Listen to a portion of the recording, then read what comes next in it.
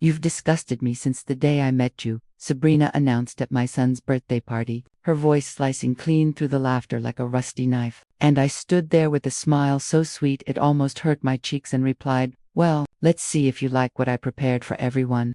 Before reaching for the TV remote as the video began playing on the big screen, and the entire room fell into a stunned, suffocating silence, because what happened next destroyed everything they thought they knew. And if you're watching this, hit that subscribe button and let me know in the comments where you're tuning in from, because honey, you're about to witness the most satisfying takedown of the century. The birthday cake sat perfectly centered on my grandmother's antique dining table, the same table where 4 generations of my family had celebrated life's most precious moments. And too bad it was now hosting a celebration for the woman who stole my house, my son, and apparently my sanity along with it. While Sabrina called out in that sugar-sweet voice that made my teeth ache, "Daniel, sweetie, could you help me with the candles?" And there she stood, wearing my grandmother's pearl necklace, because apparently taking my house wasn't enough. She needed the family jewelry, too. And my son Daniel rushed over like a trained puppy. And at 32, you'd think he'd have developed some independence. But here we are, surrounded by guests, mostly Sabrina's friends, because heaven knows she'd driven away all of mine chatting and laughing in what used to be my living room. When Vivian Robert, Daniel's business partner, approached me with that weird smile he always wore, something about that man always making my skin crawl like he was constantly plotting something, and he said, "Great party. Thanks for helping organize everything," and helping. I wanted to laugh because this was my house until 2 years ago, buddy. But instead I said, "Oh, you're welcome, Robert. I just love contributing to celebrations in my former home." And naturally the sarcasm flew right over his head, while little Noah, my 3-year-old grandson, tugged at my dress and asked, "Grandma Vivian, why did you have to move away?" And before I could even begin to answer, Sabrina's voice rang out again, bright and commanding, "Everyone, gather around. Time for the birthday speech." And the guests formed a circle around Daniel, who looked genuinely happy for the first time in months. Poor kid, having no idea what was coming. Neither did anyone else for that matter. As Sabrina raised her wineglass, my crystal wineglass, "Thank you very much," and began her performance. "I just want to say how grateful I am for this beautiful family we've built together. Daniel, you've given me everything a woman could want."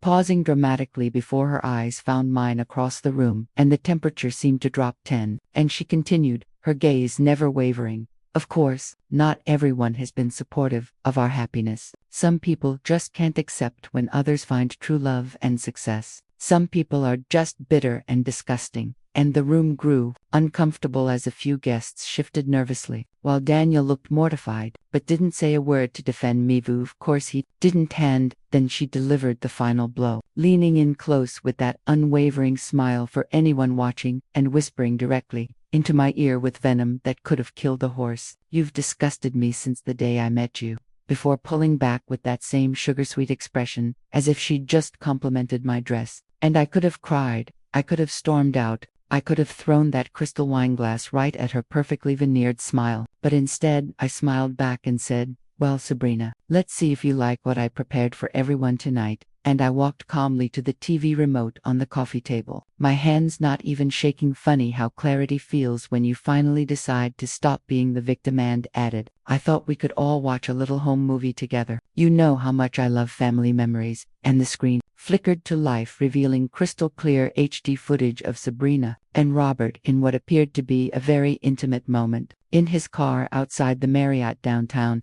and the room went dead silent. Not even Noah making a sound, Sabrina's face shifting from smug to pale to green in about 3 seconds flat, Robert looking like he was about to have a heart attack, and me, well, I was just getting started. But let me back up and tell you how we got to this delicious moment. Because honey, this story didn't start with revenge. It started with the biggest mistake my son ever made, because 2 years ago Daniel was dating Emily Morrison, the sweetest girl you could imagine, studying to be a veterinarian, volunteering at the animal shelter, and actually helping me with my garden on weekends. You know, the kind of girl who makes you think your son might actually turn out okay. And he told me over Sunday dinner, "Mom, Emily and I are talking about moving in together," and I was practically planning their wedding in my head, until Robert showed up after Daniel met him through some tech networking event, and suddenly, my son was filled with big dreams about starting their own software company. saying, "We're going to revolutionize small business management. Mom, this could be huge." And Robert seemed decent enough, married with 2 kids. Drove a sensible sedan, talked about his family constantly, and I thought he'd be a good influence on Daniel, which just shows how much I know about reading people, right? Because they rented a tiny office space and worked 18-hour days while Emily barely saw Daniel anymore but remained supportive, telling me he's following his dreams. Mrs. Patterson, I admire that about him. And God, that girl had more patience than a saint. Then they hired their first employee. And that was the moment everything began to tilt in a direction I should have recognized but didn't. Sabrina Walsh walked into that tiny office space like she owned the place, wearing a skirt that belonged in a music video and enough perfume to knock out a horse, and she was 26, blonde, and carried the kind of confidence that only comes from knowing every man in the room is staring at you. Announcing without hesitation, "I'm here about the administrative assistant position." And though she looked about as administrative as a Vegas showgirl, within a week she was flirting with Daniel, within 2 weeks she was staying late to help with projects, and within a month my son was acting like a complete stranger, coming home one evening to announce, without even looking me in the eye, "Emily and I are taking a break." And I remember staring at him in disbelief and saying, "A break? Daniel, you've been together for 3 years. What happened?" Only for him to shrug and reply, "Nothing happened. Mom, we just want different things. And different things, right?" Because what he apparently wanted was a blonde bombshell who giggled at everything he said and wore her ambition like cheap perfume. And the breakup devastated Emily, truly devastated her, so much so that she came to see me one last time before moving back to her hometown, standing in my kitchen with tears in her eyes and saying, "I don't understand what happened, Mrs. Patterson. One day we were planning our future, and the next day he's telling me he needs space." And I wanted to tell her about Sabrina, wanted to warn her about the skirt and the perfume and the late nights. But what was the point? My son had made his choice, and it wasn't the girl who would have made him truly happy. So instead, I said softly, "Sometimes people lose their way, sweetheart. That doesn't mean they'll stay lost forever." And how wrong I was about that last part. Because 6 months later Sabrina was pregnant and my son was planning a wedding. Because nothing says solid foundation like getting knocked up by your boss. Am I right, Mom? And during one of his increasingly rare visits, Daniel announced, "We want to have the wedding here at the house." Sabrina fell in love with the gardens, and my gardens. The ones I'd spent 15 years cultivating. The ones Emily used to help me weed every Saturday morning. And I swallowed everything I was feeling, and said, "Of course, honey, whatever makes you happy." Because what else was I going to say? No, you can't marry the walking red flag in my beautiful family home. And Sabrina was already acting like she lived there, rearranging my furniture when she came over and commenting on how outdated everything looked. The woman having 0 class but plenty of opinions, telling me, while eyeing my mother's china cabinet, "This place has such potential. It just needs someone with vision to modernize it." As if vision like that was what my century-old family home was missing. And the wedding ended up small but elegant, mostly because I planned the whole thing while Sabrina complained about morning sickness and creative differences. The creative difference being that she wanted everything pink and gold while I was trying to maintain some dignity. And after the honeymoon, which they spent in Cabo while I babysat their new office, they moved into my house temporarily just until we get on our feet financially. Daniel explaining, "The company is doing well, but we want to save for a down payment on our own place temporarily." And that's what they said, temporarily. Yet Robert was over constantly now, working on business plans at my dining room table and eating my food like he'd forgotten he had his own home and family 40 minutes away, saying, "Thanks for letting us crash here so much, Vivian," while polishing off my leftovers and adding that Sarah understands that the business requires long hours.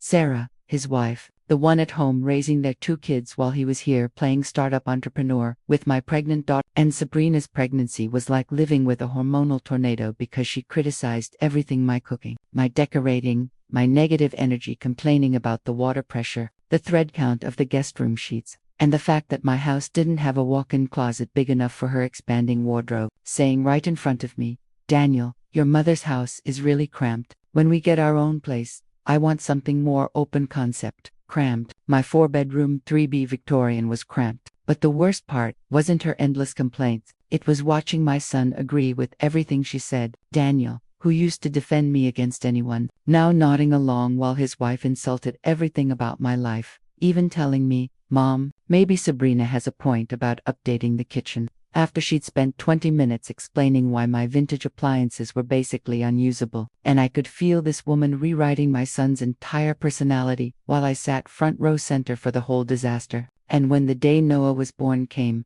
a day that should have been one of the happiest of my life, it instead marked the beginning of my exile from my own family, because living with a newborn, sleep-deprived parents, and Sabrina's postpartum mood swings was like being trapped in a reality show from hell. And honey, I was definitely not winning any challenges, as she informed me with cold authority. The baby needs quiet during the day, as if I had never raised a child before, adding, "So maybe you could find somewhere else to be until evening, somewhere else to be in my own house." And I replied sweetly, "Of course, I'll just live in my car while you recover." But she missed the sarcasm entirely and said, "That would be great, actually." And every single day brought a new complaint. The coffee maker was too loud, my morning routine woke the baby, my friend's visits stressed her out, and basically my entire existence had become problematic. Daniel, meanwhile, was completely under her spell. And whenever I tried to hold Noah, she would swoop in 5 minutes later, with some excuse: he needs to eat, or he needs to sleep, or he needs his mother. Never mind that I had successfully raised Daniel without Emmanuel. "Mom, Sabrina's just protective," Daniel explained when I finally confronted him. As if that settled everything, as if I were being unreasonable. New mothers are naturally anxious. Naturally anxious, right? As though there were anything natural about the way she guarded that baby, like I was going to kidnap him. And the breaking point came 3 months after Noah was born, when I was making breakfast and Sabrina appeared in the kitchen wearing my silk robe, my favorite robe that my sister had given me for Christmas, and she said, "I hope you don't mind," not looking remotely sorry. "Everything else is in the wash." And that was it. That was the moment I realized I was no longer a guest in my own home, but an unwelcome squatter. So I said, "Actually, Sabrina, I do mind. That robe has sentimental value." And she rolled her eyes and replied, "It's just a robe, Vivian. Besides, you never wear it anymore because you took over my entire closet." And I wanted to scream. Later that morning, she cornered me in the living room while Daniel was at work and Noah was napping and said, "Vivian, we need to talk." Sitting across from me, with her arms crossed. "This situation isn't working anymore." And when I asked, "What situation?" she answered coolly, "You living here? It's causing tension between Daniel and me. And that's not good for Noah." The audacity, the sheer breathtaking audacity of this woman. And I said, "Sabrina, this is my house." To which she replied, "Was your house. Daniel and I are married now. We're a family, and families need space to grow without interference."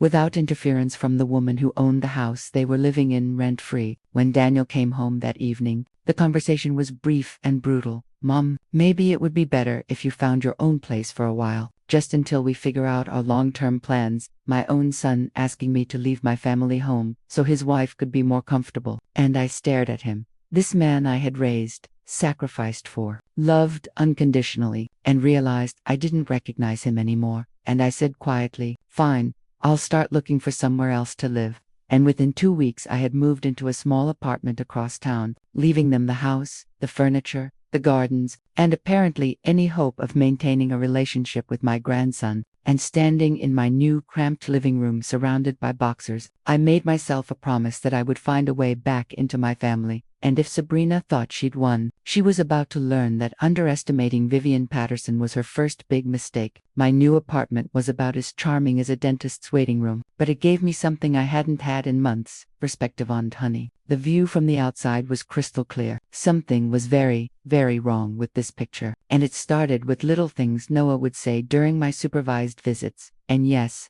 that's what they felt like. Supervised visits with my own grandson in my own former house. "Grandma, Uncle Robert comes over a lot when Daddy's at work," Noah mentioned one afternoon while we were coloring. 3 now, old enough to notice patterns but too young to understand what they meant. And I kept my voice casual and said, "Does he now?" while my mind started connecting dots. And Noah added, "Yeah, and Mommy makes him special lunch." They eat in the big dining room with candles. Candles for lunch with my son's business partner while my son was at the office. And call it grandmother's intuition, but alarm bells were going off in my head like a fire drill. The next week I decided to drop by, unannounced, with a casserole. Just being a helpful mother-in-law, you understand. And when I rang the doorbell, it took almost 5 minutes for Sabrina to answer. And when she did, her hair was disheveled and her lipstick was smudged. Vivian, what are you doing here? She asked, and I said sweetly, just bringing dinner for my family, holding up the casserole dish and trying to peek around her into my former living room. And she replied,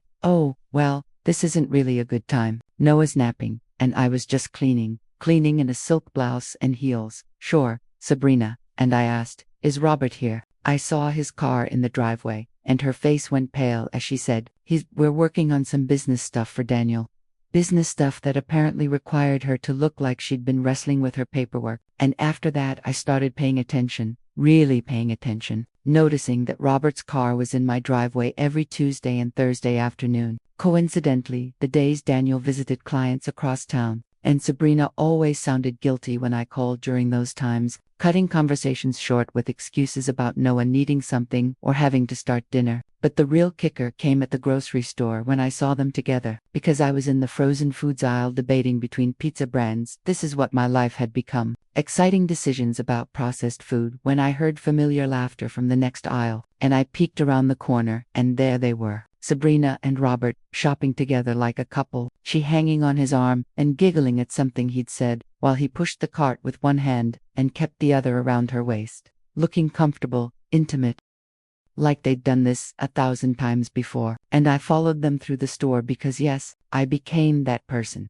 and watched them interact like they were married. She grabbing items off shelves and him nodding approval. He'd suggest things, and she'd add them to their cart. Moving in sync like this was second nature, and they even argued about brands like an old married couple, bickering softly over which pasta sauce was better or which cereal was on sale. And at the checkout, I stood there and watched him pay for everything with his credit card while she carefully loaded the bags into their cart. And then, right there in front of God and the teenage cashier, Robert leaned down and kissed her, not a friendly peck, not some quick, polite gesture, but a real kiss, the kind married people give each other after 15 years together. And my heart started pounding so hard I honestly thought I might pass out right there between the tabloids and the impulse candy. I sat in my car in that parking lot for 20 minutes afterward, hands gripping the steering wheel, trying to process what I had just witnessed, because my daughter-in-law was having an affair with my son's business partner in broad daylight,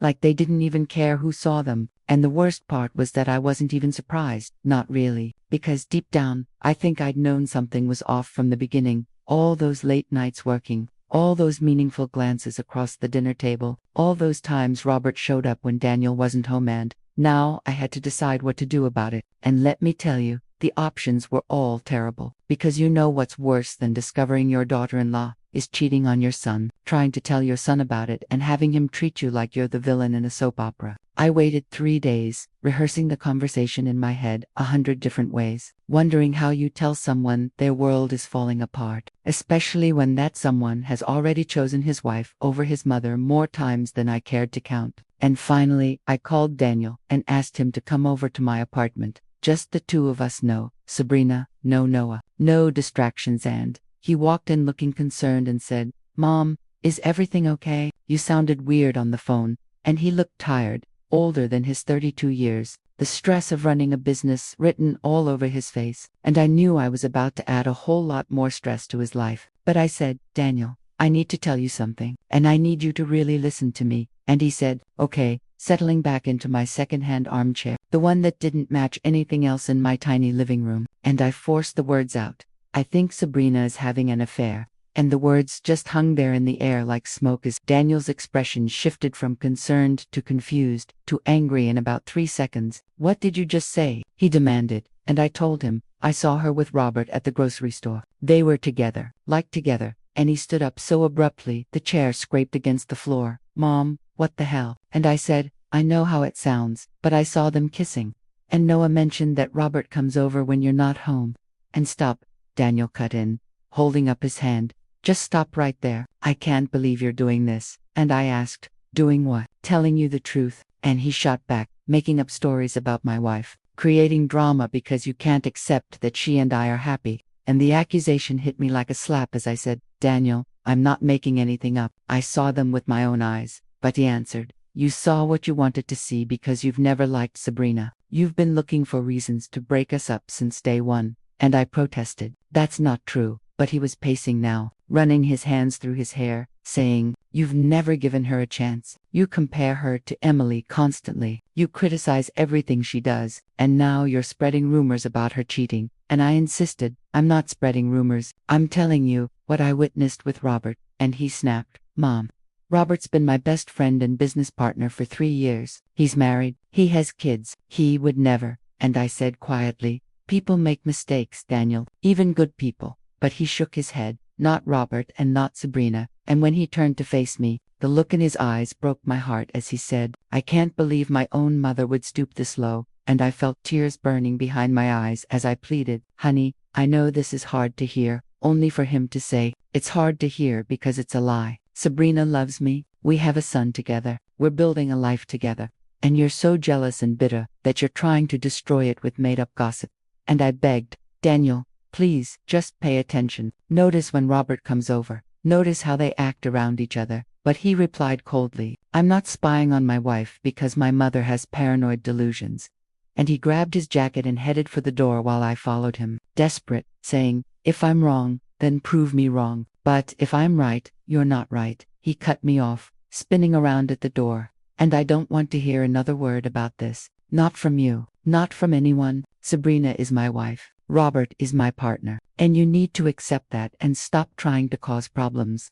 And when I tried again, he said firmly, "Daniel, I mean it, Mom. No more accusations. No more suspicious theories. No more trying to turn me against the people I love. If you can't support my marriage, then maybe you shouldn't be part of our lives." And the door slammed behind him, leaving me standing there alone with the echo of his words and the devastating realization that my son trusted everyone except me. But here's the thing about being a mother. Sometimes you have to save your children from themselves, even when they hate you for it, especially when they hate you for it. And if my son wanted proof, I was going to get him proof. The kind of proof that couldn't be dismissed as a bitter mother-in-law's imagination. So, I found Marcus Webb through a Google search and 3 cups of coffee-fueled determination. A man who ran a private investigation service with 5-star reviews and a website that promised discretion, professionalism, and results. His office was tucked into a strip mall between a nail salon and a tax service, which somehow made it feel more legitimate, as if he wasn't trying to be dramatic about ruining people's lives, just quietly professional about it.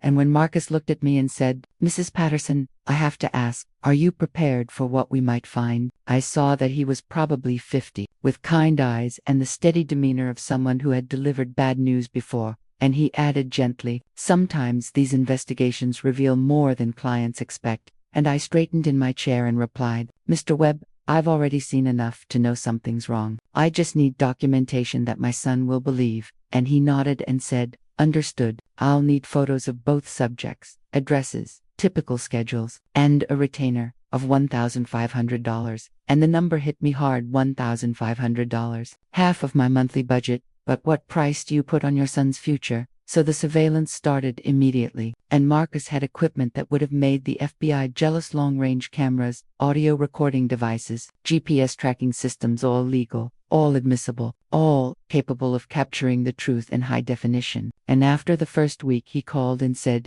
"Your instincts were correct. We've documented 3 meetings at the Marriott downtown, Tuesday and Thursday afternoons, consistent with your timeline." And my heart sank and soared at the same time, because vindication felt surprisingly hollow when it meant your family was falling apart. And I asked, "How long has this been going on?" And he answered, "Based on their behavior patterns, I'd estimate at least 6 months, possibly longer. They're very comfortable with each other. This isn't a new relationship." 6 months while I was living in their house, watching them play happy family, Sabrina sneaking around with Robert every chance she got, and the evidence kept mounting. Photos of them entering and leaving the hotel, video of intimate conversations in restaurant booths, audio recordings of phone calls that left zero doubt about the nature of their relationship.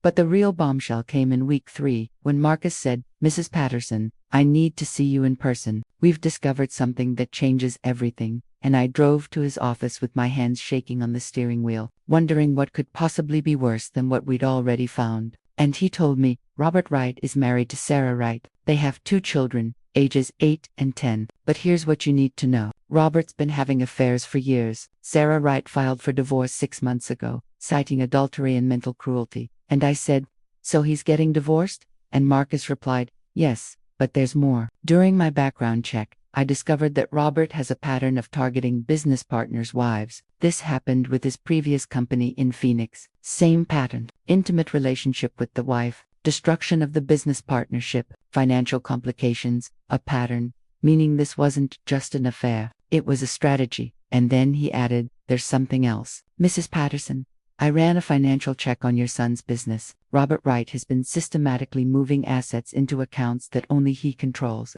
If your son's marriage he stands to lose everything, his wife, his business, and potentially his parental rights. And the room started spinning because this wasn't just about adultery anymore. This was about destruction, complete calculated destruction of my son's entire life. And I managed to say, I need copies of everything, every photo, every recording, every document. And he told me, I'll have it ready tomorrow. But Mrs. Patterson, I have to ask, what are you planning to do with this information? And I thought about Daniel's birthday party just 2 weeks away, about Sabrina wearing my grandmother's pearls and sleeping in my bed and raising my grandson in my house while she destroyed my son's life, behind his back. And I said, I'm going to give my son the birthday present he deserves, the truth. And when the moment finally arrived, it was even more satisfying than I'd imagined. During all those sleepless nights in my cramped apartment, as the video played on my TV, the one I had left behind when I moved out, showing crystal clear footage of Sabrina and Robert in what you might charitably call a compromising position outside the Marriott Hotel.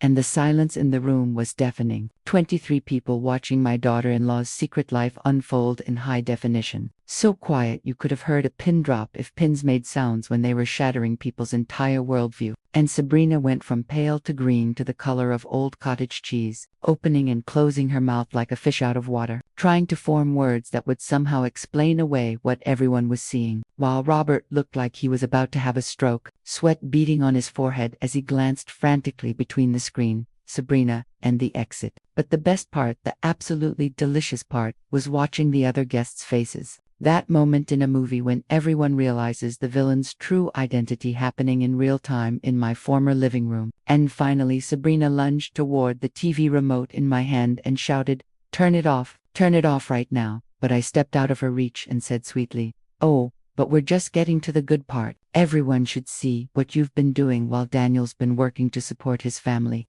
And the video continued, Marcus having done excellent work, the footage undeniably clear, unmistakably intimate, absolutely devastating. There they were kissing like teenagers in his car. There they were entering the hotel room. There they were having what appeared to be a very personal conversation over lunch at Romano's, and then Daniel finally spoke, his voice barely above a whisper. How long? Not looking at me but staring at his wife, who was still scrambling for explanations that simply did not exist. Daniel, I can explain. How long, Sabrina? It's not what it looks like. How long? Daniel's voice cracked like a whip across the room, sharp and merciless. And Robert finally found his courage, or what passed for it, and said, Daniel, man, I can explain everything. And that was when Daniel snapped, when my son launched himself across the room at his business partner with a fury I had never seen before. Pure rage driving him forward, and it took 3 guests to hold him back while Robert stumbled backwards straight into the birthday cake, my beautiful, expensive birthday cake that I had ordered special. What a waste. Frosting and dignity splattered in one humiliating collapse. And Daniel was still fighting against the men restraining him, shouting, you son of a, and Robert, you lying, cheating, while Sabrina, mascara running down her cheeks like black tears, cried, Daniel, stop, please, just stop and listen. But the chaos was only just beginning, because Sarah Wright, Robert's soon-to-be ex, had been sitting quietly in the corner during the entire revelation. Of course she had. I had made sure she was invited, naturally, because a woman deserves to know what her husband's been up to. Don't you think? And Sarah rose slowly, walked across the room with calm, deliberate purpose, and delivered the most satisfying slap I have ever witnessed directly across Sabrina's tear-stained face. That's for sleeping with my husband, you home-wrecking witch. The sound echoing through the room like a gunshot, and Sabrina staggered backward, clutching her cheek, while Sarah turned to the crowd and announced, everyone here should know that this woman has been having an affair with my husband for 8 months. 8 months of lies, sneaking around and destroying two families for her own selfish pleasure.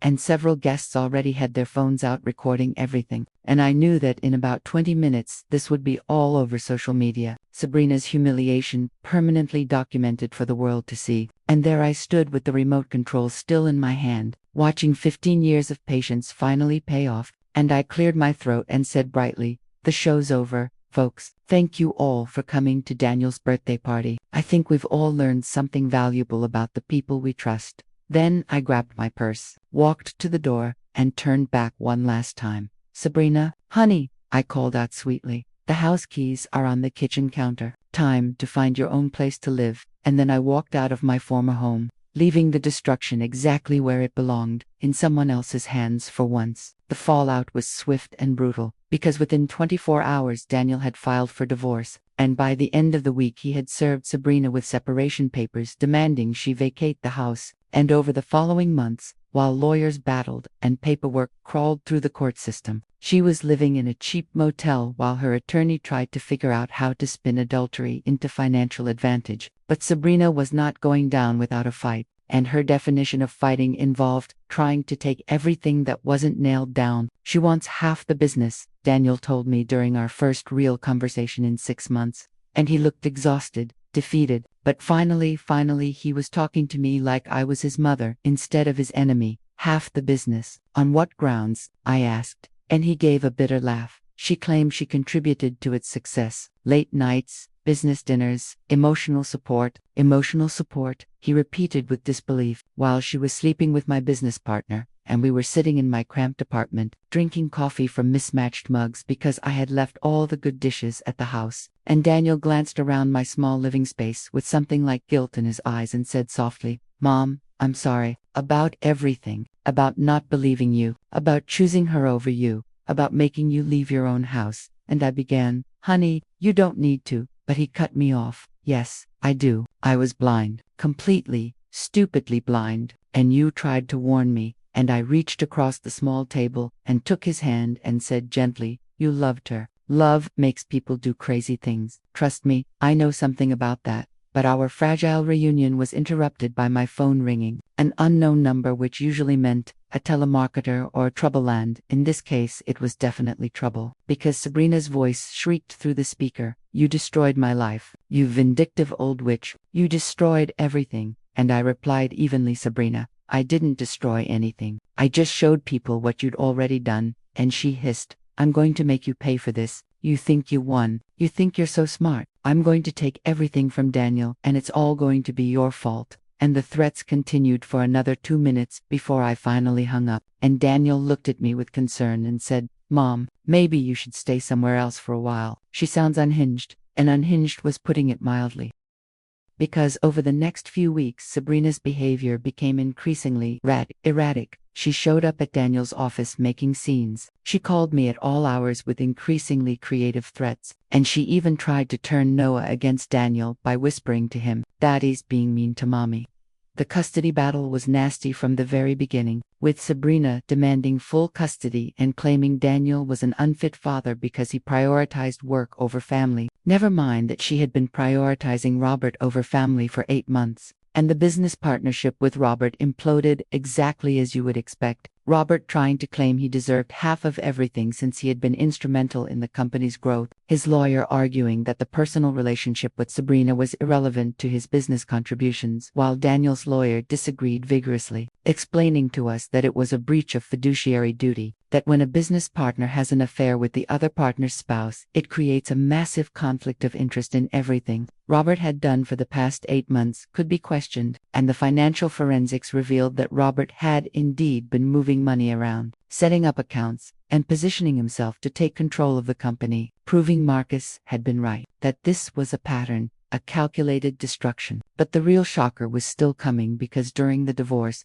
proceedings, Sabrina's lawyer demanded a paternity test for Noah, a desperate move meant to create leverage by questioning Daniel's parental rights. And when the results came back on a Tuesday afternoon, Daniel called me immediately and said, "Mom, can you sit down?" And my heart stopped as I asked, "What is it?" And he told me, "Noah isn't my son. He's Robert's." And the room started spinning as the weight of 5 years crashed over me. 5 years of loving that little boy, watching him grow, being his grandmother. 5 years of Daniel being a father to a child who wasn't his own. I whispered, "Daniel, I'm so sorry," but he said, with a steadiness that broke and healed my heart at the same time, "You know what the crazy part is, Mom? After the shock wore off, I realized I don't care about biology. Noah is still my son in every way that matters. I've raised him since birth. I'm the only father he's ever known, and I've loved him every single day." Sabrina's lies can't change that, though she was certainly going to try. And the paternity revelation should have been the end of the story, but it was actually just the beginning of the final act. And honey, this final act had more twists than a pretzel factory, because Robert's reaction to discovering he was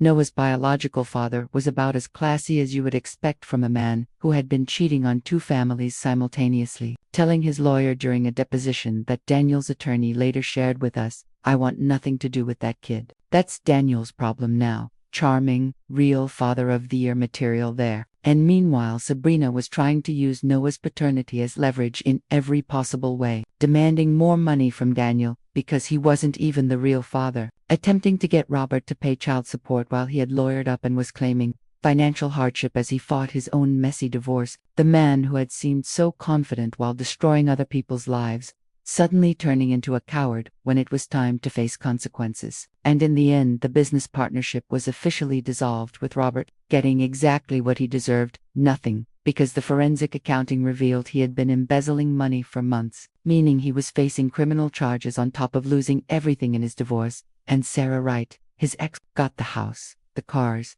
the retirement accounts, and full custody of their children, along with a restraining order after Robert showed up drunk at her sister's house demanding what was rightfully his, because some people just never learn when to quit, you know. But the most beautiful part of this whole mess was watching Daniel slowly transform back into the man I had raised, the fog of Sabrina's manipulation lifting as my real son emerged from the wreckage. And one evening, while we were watching Noah play with blocks on my apartment floor, he looked at me and said, "Mom, I want you to move back into the house." And I told him gently, "Daniel, that's your home now. You and Noah need your space." But he shook his head and said, "It was never my home. It was yours, grandmother's house, your garden, your memories. I was just borrowing it, and I let someone else ruin it." And I looked around my tiny apartment with its mismatched furniture, thin walls, and view of the parking lot before looking back at my son's earnest face and asking, "What about Sabrina? The divorce isn't final yet." And he replied, "She signed away any claim to the house yesterday. Turns out when you're caught cheating and trying to steal business assets, your negotiating position isn't very strong." And 3 days later, when I walked back into the house, it felt different, bigger somehow, as if it had been holding its breath during my exile, and could finally exhale. And, although Sabrina had done some damage, my grandmother's crystal missing, along with several pieces of jewelry, and my mother's silver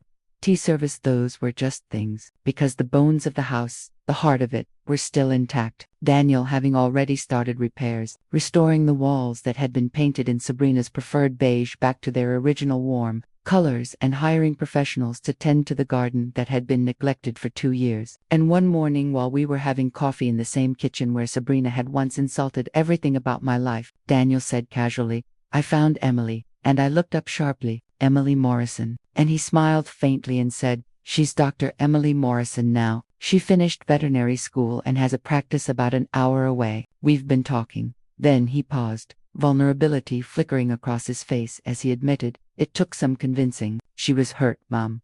Really hurt. But we're taking it slow. Rebuilding trust," he told me, and the hope in his voice was unmistakable. Because after everything he had been through, after all the damage and betrayal and humiliation, he was still capable of hope. And I asked gently, "And how does she feel about Noah?" And Daniel smiled, the first genuine smile I had seen from him in years, and said, "She said, any child of mine is a child she could love. Biology doesn't matter to her. It never did." And that was when I knew everything was going to be okay, not immediately, not without work and time and healing, but eventually, because the people who matter don't care about your mistakes, or your baggage, or your complicated family situation. They just care about you. 18 months later, I was standing in my garden, my restored, beautiful, blooming garden watching Noah chase butterflies while Daniel and Emily planned their second chance at happiness. The divorce having been final for 6 months, Sabrina having moved 3 states away to live with some cousin who was apparently the only family member still speaking to her, getting exactly what she deserved: no house, no business assets, minimal visitation with Noah, and a reputation that followed her like a bad smell while Robert was serving 2 years for embezzlement and fraud. It turning out that his pattern of financial manipulation went back further than anyone had realized. And when 3 different business partners came forward with similar stories, the FBI got involved, and Sarah Wright was rebuilding her life with her children, a new job that actually appreciated her accounting skills, and a healthy settlement from Robert's seized assets. And as for me, I was exactly where I belonged, in the house that had sheltered for generations of my family, watching my grandson grow up surrounded by love instead of lies. Grandma, Vivia, Noah ran up to me, dirt on his hands and joy on his face, shouting, "Look what I found," holding up a small garden snake, completely unafraid, and Emily laughed from across the yard, "That's just a garter snake, Noah. They're good for the garden because they eat bugs." And Noah asked, "Can we keep him?" And I told him gently, "Wild things belong in the wild, sweetie, but we can visit him in the garden whenever we want." And Daniel appeared beside us, putting his arm around Emily's waist in a gesture so natural it looked like they had never been apart, and said, grinning like a teenager, "Mom, we have news." And Emily held up her left hand to show off a modest but beautiful engagement ring. "We're getting married again, properly this time." And I looked at these 2 people who had found their way back to each other despite years of interference and manipulation, and felt something I had not experienced in a very long time: complete, perfect contentment. When I asked, and Emily said, "Next spring, in the garden, if that's okay with you. Small ceremony, just family and close friends." And Daniel added, "Noah can be the ring bearer, if he wants to, that is." And Noah, still clutching the snake and only half listening, perked up and said, "Ring bear, like a real bear." And Emily laughed, "Bearer, sweetie, you'd carry the rings down the aisle for Daddy and Emily." And he grinned, "Cool, can I bring my snake?" And we all laughed, the kind of laughter that comes from genuine happiness instead of forced politeness or hidden agendas. Later that evening, after Emily had gone home and Noah was asleep upstairs in the room that had once been Daniel's, my son and I sat on the front porch watching the sunset, and he asked quietly, "Do you ever regret it, Mom? The way you exposed everything? Some people might say it was cruel." And I really thought about it, about whether I was proud of orchestrating Sabrina's public humiliation, about whether I had enjoyed watching her world crumble in front of 23 witnesses. And I answered honestly, "Daniel, I spent 2 years watching that woman destroy everything I cared about: my home, my relationship with you, my grandson's stability. She made choices, and choices have consequences. I just made sure the consequences finally caught up with her. And the public humiliation part was necessary, because if I had just told you privately again, would you have believed me? Or would you have found another way to dismiss the evidence and blame me for causing trouble?" And he was quiet for a long moment before admitting, "I probably would have found a way to blame you." I was so deep in her manipulation that I couldn't see straight, and I nodded and said, "Exactly. Sometimes the truth needs to be undeniable. Sometimes justice needs an audience." And we sat there in comfortable silence, watching the fireflies begin their evening dance in my restored garden, the house behind us filled with the right kind of sounds: a child sleeping safely, the dishwasher running, the gentle hum of a home that was finally at peace. And he reached over and said softly, "Thank you, Mom, for not giving up on me, for fighting for our family even when I was too blind to see what you were fighting against."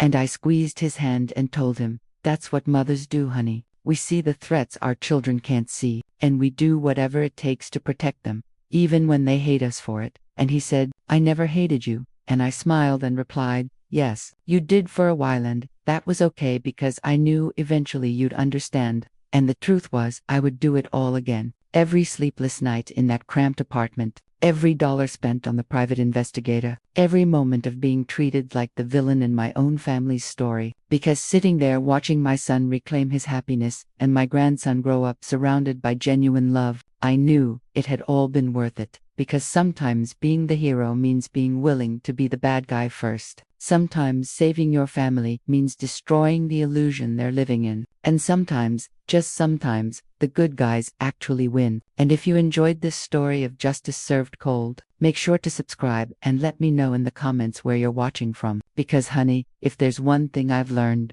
it's that the truth always comes out in the end. And when it does, you want to be on the right side of it. Thanks for listening. Don't forget to subscribe, and feel free to share your story in the comments. Your voice matters.